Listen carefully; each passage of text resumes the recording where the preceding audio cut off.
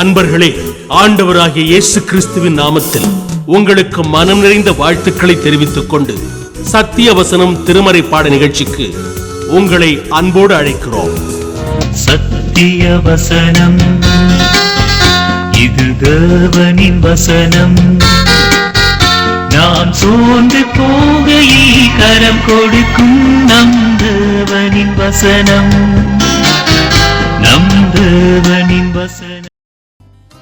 மத்தேயு எழுதின சுவிசேஷம் 10ஆம் அதிகாரம். 4.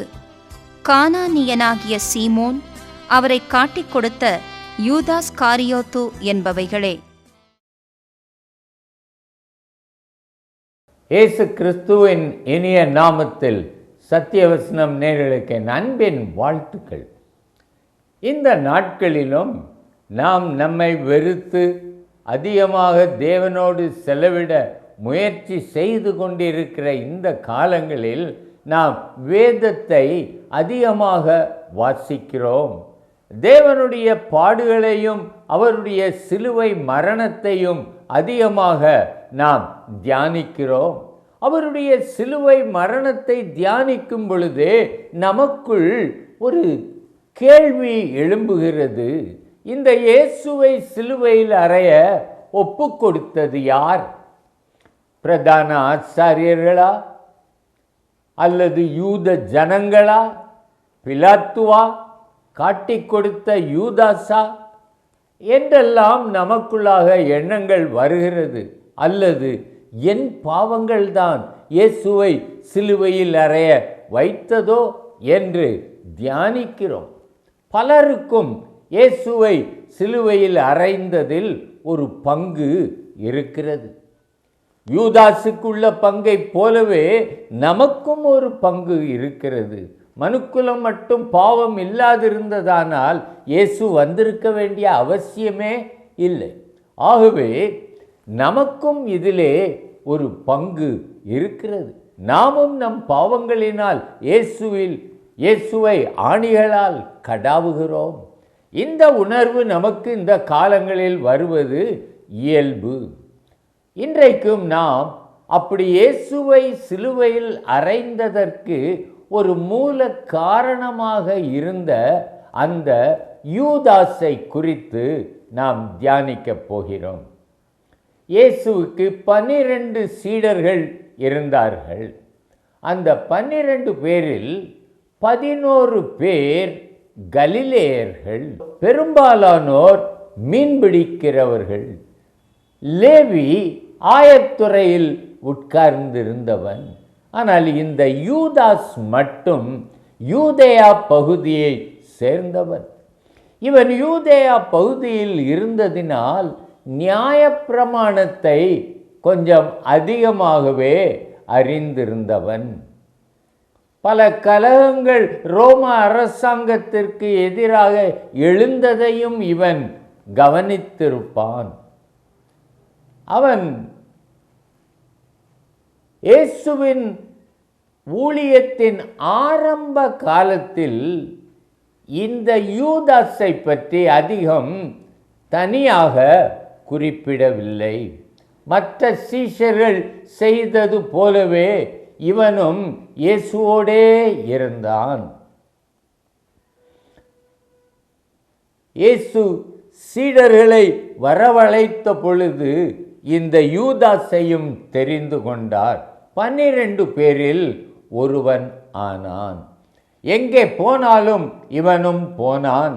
மலை பிரசங்கத்தை கேட்டான். 5 அப்பம் 2 மீனை கொண்டு 5000 பேரை போஷித்த பொழுது இந்த யூதாஸும் அதை உற்சாகத்தோடு ஜனங்களுக்கு பங்கிட்டவன்.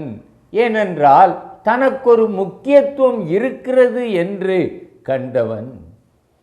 இயேசு லேகியோனின் பிசாசுகளை துரத்தின போதும் அவரோடு கூட இருந்தவன். விபச்சாரத்தில் அகப்பட்ட ஸ்திரீயை மன்னித்த பொழுதும் அவரோடு கூட இருந்தவன். கடலிலே, படகிலே, கொந்தளிக்கும் காற்றிலே படகு மூழ்கத்தக்கதாக இருந்த பொழுது அவனும் படகில் இருந்தான். இயேசு நடந்து வருகிறதை கண்டபொழுது ஆவேசம் என்று அலறினவர்களில் இவனும் ஒருவன்தான். இவனுக்கும் மற்ற சீடர்களுக்கும் ஒரு வித்தியாசம் தோன்றவே இல்லை. பாருங்கள், மத்தேயு 10ஆம் அதிகாரம் 1ஆம் வசனத்தை நான் வாசிக்கிறேன். அப்பொழுது அவர் தம்முடைய 12 சீஷர்களையும் தம்மிடத்தில் வரவழைத்து அசுத்த ஆவிகளை துரத்தவும் சகல வியாதிகளையும் சகல நோய்களையும் நீக்கவும் அவர்களுக்கு அதிகாரம் கொடுத்தார். அந்த 12 பேரில் இவனும் ஒருவன். அந்த 4ஆம் வசனத்திலே இவனை குறிப்பிடும் பொழுது அங்கே என்ன சொல்லப்பட்டிருக்கிறது? அவரை காட்டி கொடுத்த யூதாஸ் காரியோத்து. இவனுடைய முக்கிய காரியமே இயேசுவை காட்டி கொடுப்பதாகத்தான் இருந்தது என்று நாம் இந்த வசனத்தில் இருந்து பார்க்க முடியும். அவரோடு இருந்தவன், அவர் எங்கே போனாலும் கூட போறவன், இந்த நோய்களை நீக்கவும் பிசாசுகளை துரத்தவும் அதிகாரம் பெற்று ஊழியம் செய்ய புறப்பட்டு போனவன்தான் இந்த யூதாசு. திரும்பி வந்து அசுத்த ஆவிகளும் எங்களுக்கு கீழ்ப்படுகிறது என்று சந்தோஷப்பட்டவனும் இந்த யூதாஸ் காரியோத்து தான். ஆனால் இத்தனை நன்மைகளையும் சலுகைகளையும் ஸ்லாக்கியங்களையும் பெற்ற ஒருவன் கூட அவரை விட்டு விலக முடியுமா? இயேசுவோடு இருந்தவர்கள் ஒருவரும் கெட்டு போகவில்லையே. அவர் சொன்னார், கேட்டின் மகன் கெட்டு போனானே ஒழிய வேறு ஒருவரும் கெட்டு போகவில்லை. மறுதலித்த பேதுரு கூட கெட்டு போகவில்லை. ஆனால் கெட்டு போனது இந்த யூதாஸ் காரியோத்து ஒருவன்தான். இதை நீங்கள் தியானிக்கும் பொழுது என்ன நினைக்கிறீர்கள்? சபையில் இருக்கிறோம், ஆராதனைகளில் ஒழுங்காக பங்கெடுக்கிறோம், அழகாக பாடுகிறோம், ஏழைகளுக்கு கொடுக்கிறோம், ஆலயத்திலிருந்து சுவிசேஷ ஊழியம் சென்றால் நாமும் செல்லுகிறோம், சுவிசேஷம் சொல்லுகிறோம், கைப்பிரதிகளை கொடுக்கிறோம். நாம் இயேசுவை விட்டு விலகி செல்ல முடியுமா?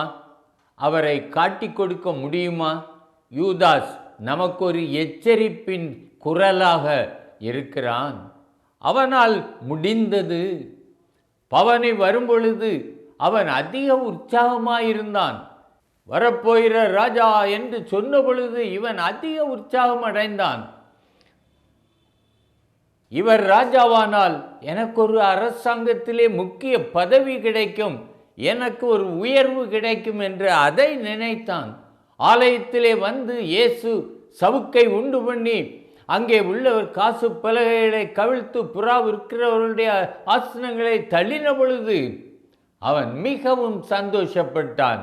இயேசு பிரதான ஆசாரியரை ஜெயித்து இவர் ராஜாவாவார், எனக்கு ஒரு மேன்மையான பதவி உண்டு என்று அவன் நினைத்திருந்தான். ஒருவேளை அது சீக்கிரம் நடக்கட்டும் என்று காட்டி கொடுத்தானோ என்னவோ தெரியாது. ஆனாலும் அவரை காட்டி கொடுத்தான். இத்தனை காரியங்களில் அவரோடு கூட இருந்தவன் அவருக்கு விரோதமாக எழும்பினான். அதனால் தான் தீர்க்கதரிசி சொன்னான், என்னோடு இருந்தவன் தன் குதிங்காலை என்மேல் உயர்த்தினான் என்று. இவன் காட்டி கொடுத்ததற்கு இன்னும் ஒரு காரணம் பணத்தாசையாக இருந்திருக்கலாம். ஊழியத்தின் கடைசியிலே லாசரு வீட்டிலே மரியாள் பரிமள தைலத்தை இயேசுவின் கால்களில் ஊற்றின பொழுது வீடு நளதத்தின் வாசனையினால் நிறைந்தது. அப்பொழுது இவன் பேசின வார்த்தைகள் அவனுடைய உள்ளத்தை காட்டுகிறதாக இருக்கிறது. நான் வாசிக்கிறேன். யோவான் 12ஆம் அதிகாரம் 1 முதல் 6 வசனங்கள். பஸ்கா பண்டிகை வர 6 நாளைக்கு முன்னே இயேசு தாம் மரணத்திலிருந்து எழுப்பின லாசரு இருந்த பெத்தானியாவுக்கு வந்தார். அங்கே அவருக்கு ராவிருந்து பண்ணினார்கள். மார்த்தாள் பணிவிடை செய்தாள். லாசருவும் அவருடனே கூட பந்தி இருந்தவர்களில் ஒருவனாய் இருந்தான். அப்பொழுது மரியாள் விலையேற பெற்ற களங்கம் இல்லாத நளதம் எனும் தைலத்தில் ஒரு ராத்தல் கொண்டு வந்து அதை இயேசுவின் பாதங்களில் பூசி தன் தலைமயிரினால் அவருடைய பாதங்களை துடைத்தாள். அந்த வீடு முழுவதும் தைலத்தின் பரிமளத்தினால் நிறைந்தது. அப்பொழுது அவருடைய சீடரில் ஒருவனும் அவரை காட்டிக் கொடுக்கப் போகிறவனுமாகிய சீமோனுடைய குமாரனான யூதாஸ் காரியோத்து. சகோதரனே, இந்த வசனம் உமக்கு எதை காட்டுகிறது? அவன் இயேசுவோடு இருந்தாலும் அவன் அவரை காட்டிக் கொடுத்து தான் உயர வேண்டும் என்று நினைத்திருந்தான். அதைத்தான் இது இந்த வசனம் சொல்லுகிறது. அந்த யூதாஸ் காரியோத்து இந்த தைலத்தை 300 பணத்துக்கு விற்று தரித்திரருக்கு கொடாமல் போனது என்ன என்று கேட்டான். 300 பணத்தை ஒரு தரித்திரனுக்கு கொடுத்தால் இவனுடைய பெயர் ஓங்கும். அதற்காகத்தான் அவன் சொன்னான். யோவான் இவனுடைய வார்த்தைகளை குறித்து ஒரு விளக்கத்தை சொல்லுகிறான். அவன் தரித்திரரை குறித்து கவலைப்பட்டு இப்படி சொல்லாமல், அவன் திருடனாயிருந்தபடியினாலும் பணப்பையை வைத்து கொண்டு அதிலே போடப்பட்டதை சுமக்கிறவனாயிருந்தபடியினாலும் இப்படி சொன்னான். அவன் பணத்தாசை அதிகம் பிடித்தவன். ஆகவே பிரதான ஆசாரியர்களிடத்தில் காட்டிக் கொடுக்க போன பொழுது எனக்கு என்ன கொடுப்பீர்கள் என்று பேரம் பேசினான். இயேசுவும் இவனை குறித்து, நான் 12 பேரை தெரிந்து கொள்ளவில்லையா? ஆகிலும் உங்களில் எல்லாரும் சுத்தமுள்ளவர்கள் அல்ல. நான் 12 பேரை தெரிந்து கொண்டேன், ஆகிலும் அதிலே ஒருவன் பிசாசாய் இருக்கிறான் என்று சொன்னான். ஆகவே இந்த யூதாஸ் ஆரம்பம் முதலே இயேசுவை காட்டிக் கொடுக்க விரும்பி இருந்தான்.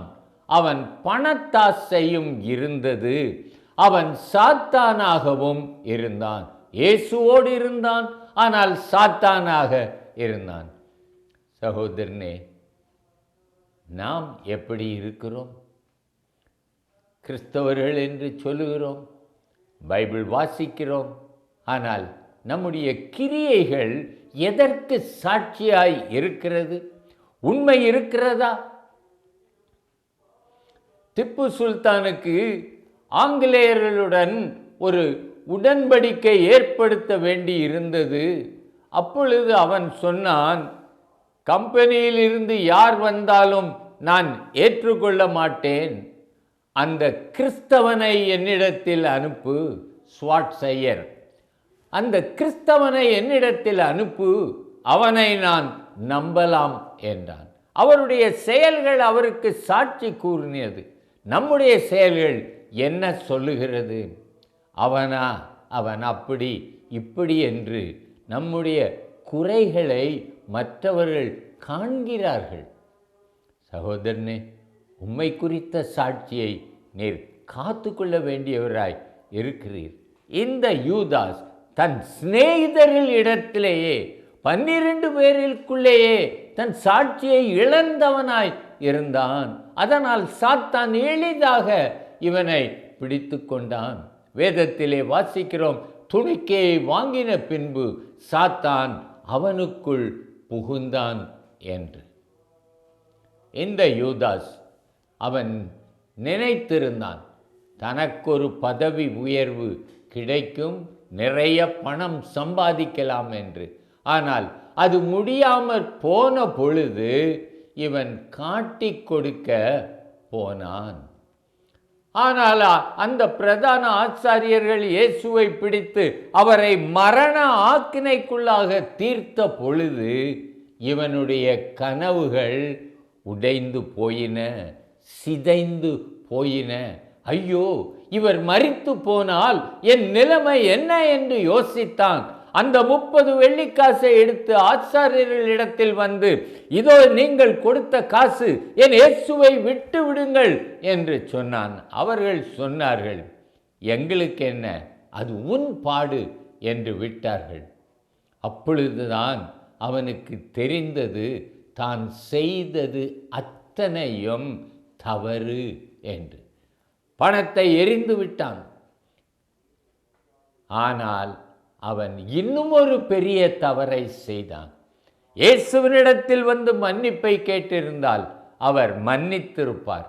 ஆனால் இவனோ தனக்கே ஒரு நியாய தீர்ப்பை உண்டு பண்ணி கொண்டான். உபாகமம் 19:21 ஜீவனுக்கு ஜீவன், கண்ணுக்கு கண், பல்லுக்கு பல் என்று இருந்ததினால் இயேசுவை மரணத்திற்குள்ளாக ஒப்பு கொடுத்தேன், நான் இனி வாழ்வதற்கு ஒத்தவன் அல்ல, உகந்தவன் அல்ல என்று சொல்லி அவன் நாண்டு கொண்டு செத்தான்.